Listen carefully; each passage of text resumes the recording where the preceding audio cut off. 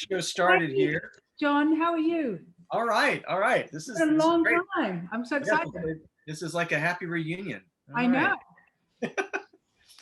Okay, and we are recording now. We are on filmsgonewild.com and Bitch Talk. I'm John Wildman. I'm here with my co-hosts Erin Lim and Angela Tabora, and we are virtually here at Sundance 2021 and talking to Lucy Walker about Bring Your Own Brigade, the documentary.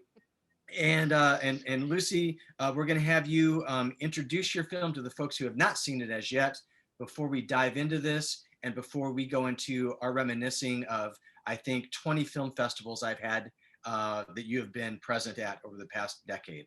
So That's right. Tell us about Bring Your Own Brigade.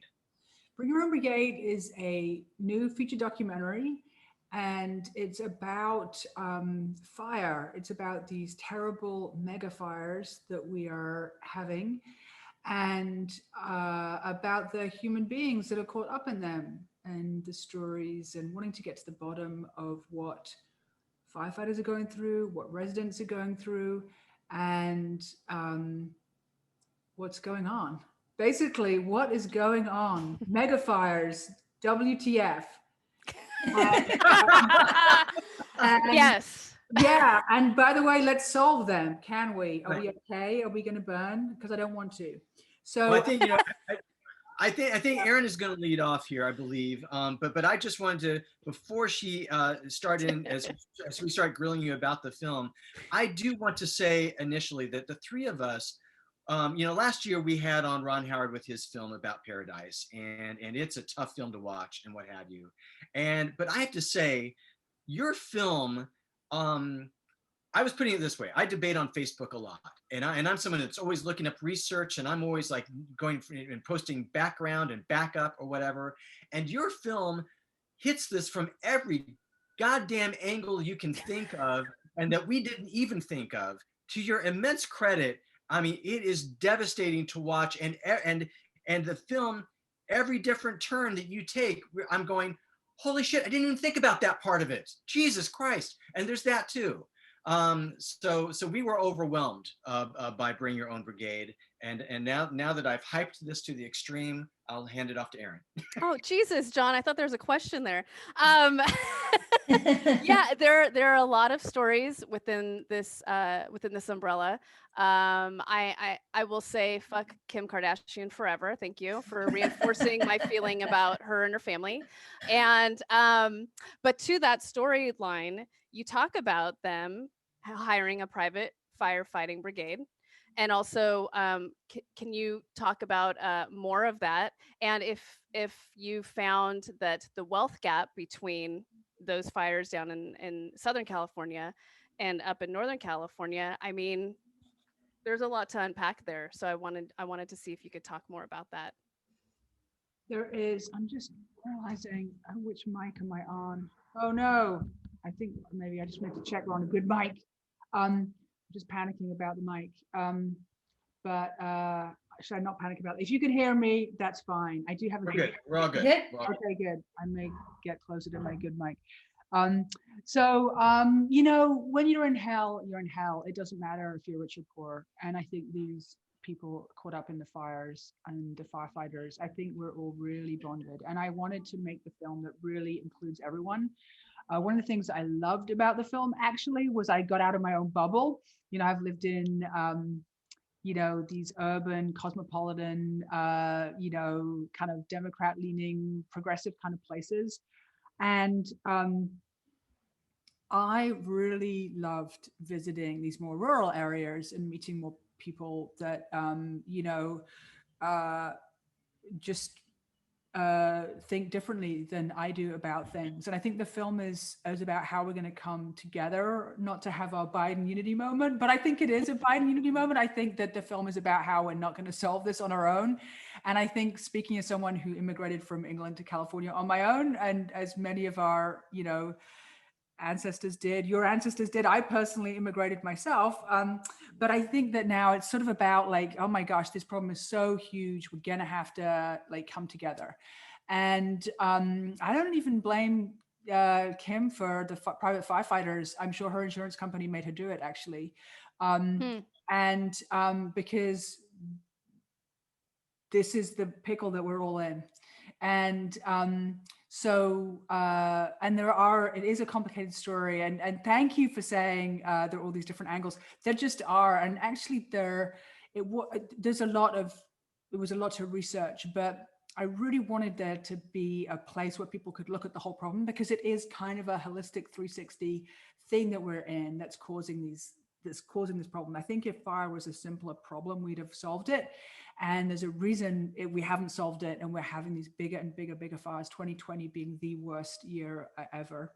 And unfortunately, we're absolutely sad to continue that. And it's not just climate change. I did go in with this assumption that it was climate change, which would make sense, right? We've had the hottest temperatures and the biggest fires. And I thought, well, that's it. That's the correlation you need. And I'm going to make a film about climate change in my own backyard. And I kind of did, in a much bigger way than I ever planned it. But it isn't just climate change that's causing these fires. And that was a real revelation to me. So I wanted to share that with the audience, that, you know, all these experts, what I was learning was that it's not just climate change. Climate change is the performance enhancer. It's making it worse, but these places would burn whether or not we had climate change. They burned well before we had climate change, and they're going to keep burning. The first European that showed up to California, he landed, and it was what is now Los Angeles, and it was covered in smoke. And he called this area that's now Los Angeles the Bahia de los Fumos, the Bay of Smoke, because it was all on fire. And that was when the first European showed up. And so it's been on fire forever, and it's going to keep being on fire. And the question is, you know, are the fires getting worse? Why are they getting worse? Why are we building homes in the middle of it that aren't fire resilient, and then not setting residents up, and then putting these poor firefighters in harm's way and expecting them to be able to solve these fires that actually aren't solvable, you know, and that we don't understand that. And you really see that play out in the film. You see people not understanding why the firefighters can't save their homes, because they can't. These fires are too big, and the winds are too strong, and this fuel has piled up too much. It's not a firefighting problem, you know. So going in and finding out what kind of a problem it is, and learning the stuff that we can do, which is great news, right? As somebody says in the movie, like, thank goodness it's not just climate change, because if there was, that'd be much harder to solve, because climate change is going to take us a little while to solve, right? Hopefully. And so this is actually really good news, the stuff we can do.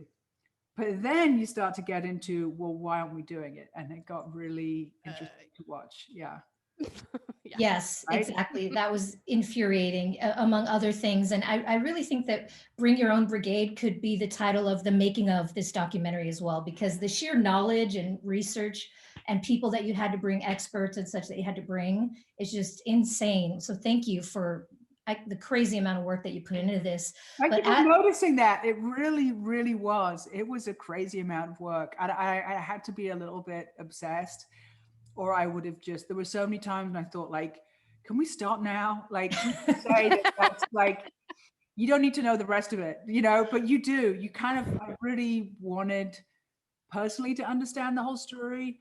And I feel like that's what documentaries do, right? Documentaries are the best medium, I think, for understanding a complicated story, like, properly, and emotionally engaging it with it. So you feel like you've got friends in the situation that, like, you really trust emotionally the story, and you really get a grip on it, so that you can feel really, really informed and empowered, like no other medium. If I read a magazine article, they can be incredible and more in depth and say more clever things than a film maybe, but they're not going to, like, put you there and make you kind of make you friends with the people in it, right?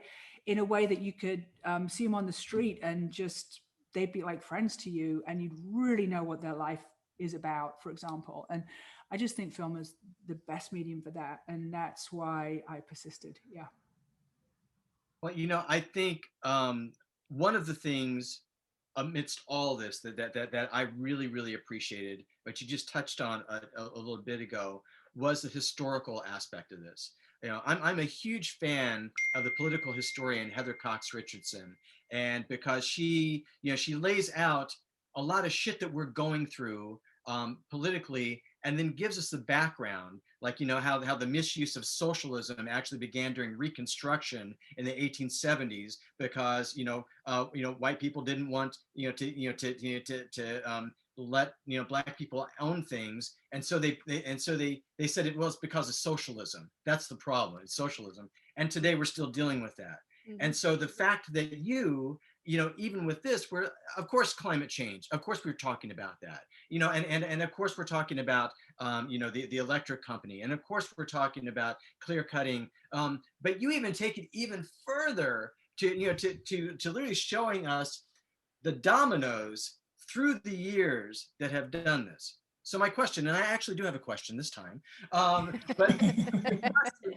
the question is, that discovery process for you as the filmmaker, because it's one thing for you to drive up to the central coast of California, and up in that area, and see the devastation and start digging as any documentarian would, but it's another thing for you to take it as far. So talk about your personal discovery process, which then led to the depth of this film. Thank you. Well, I felt like oh, it's so interesting. I felt like sometimes the fire burns things away and lets you see a little bit farther. And literally, actually, in some of these areas, when the fire burns away, you see these layers of history in this fascinating way. You'll see old mine shafts or old logging equipment from 100 years ago that had been all covered up by the forest. And when the forest is cleaned out, you see these layers of history. And there's even this road we were filming on called Ishi Lane. You're like, oh, who's Ishi? And Ishi was the last, quote, wild Indian. His whole family had been scalped. And so he was hiding in the forest. And after a wildfire, I think it was about 1910, he was hungry after a fire. And so he ventured into village of Concow, which is where we filmed, for food, and was caught and was like a fully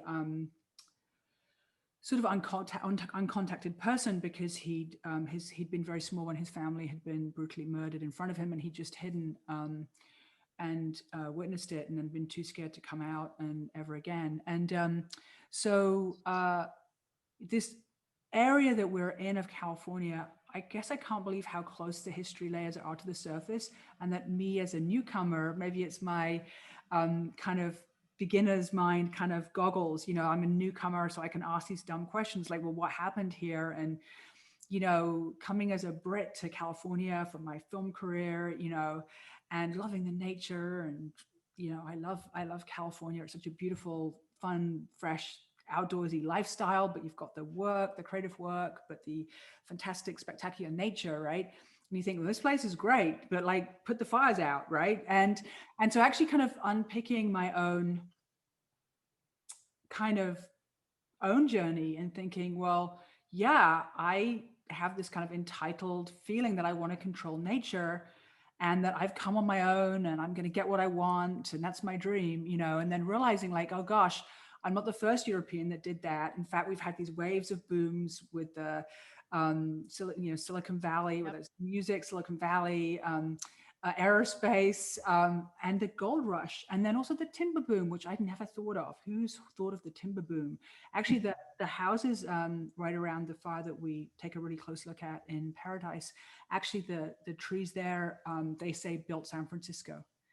And so, because with lumber, you don't take it very far. It's really big to move around. So if you want to build a bunch of houses like they did in San Francisco at one time when they were just putting up San Francisco, they took the fire from right there in the Sierra Nevada foothills, and so they took the logs, the lumber, the timber, and so you kind of see these layers of history, and you start to see this big story about the landscape, and you start to understand why as one of our characters puts it, why was Mother Nature pissed? You know, what exactly has gone on in this landscape that isn't what it used to be?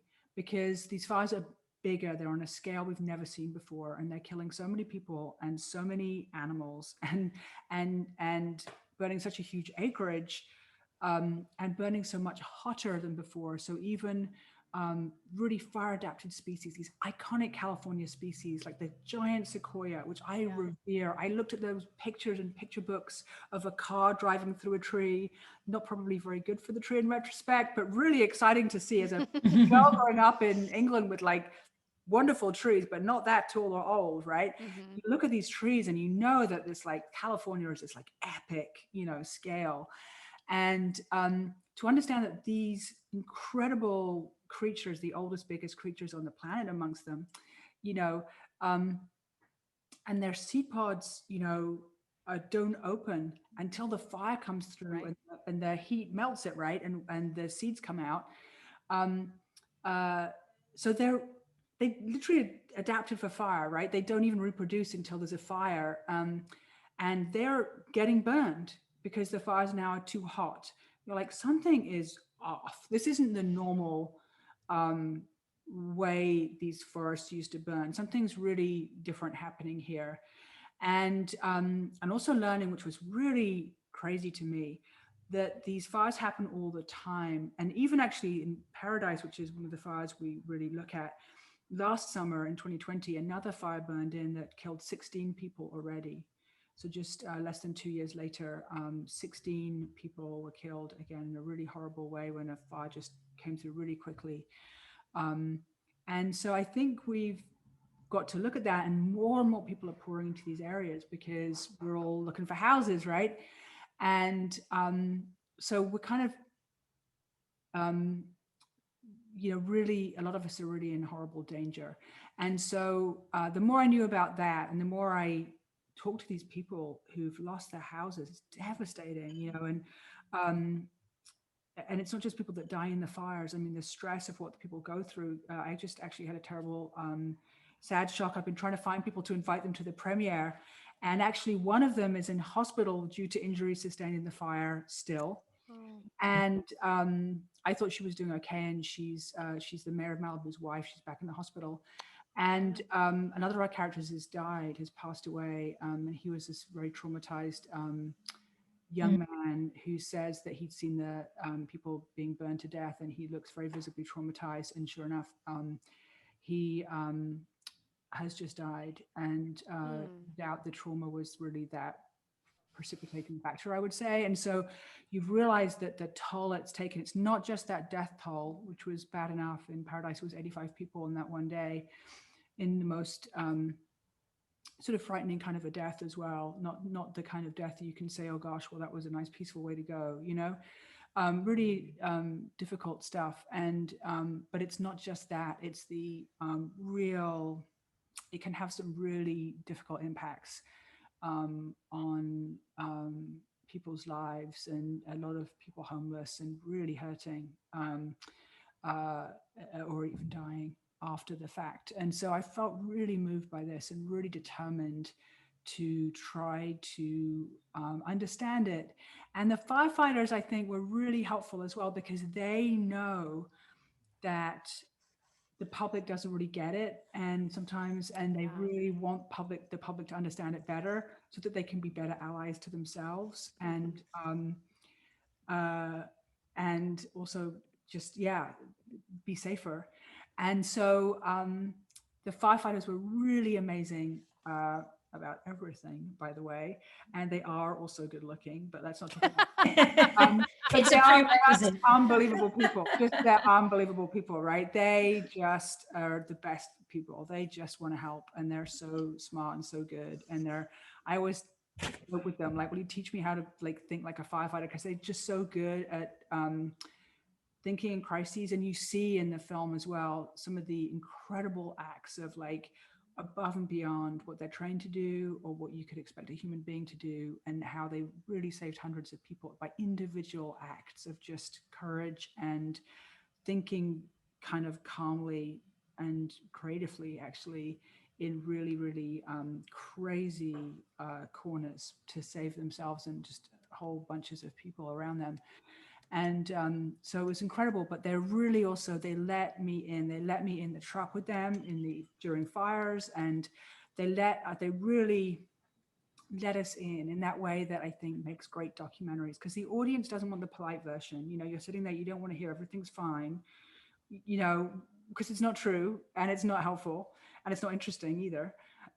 You want to get really, you know, what's happening.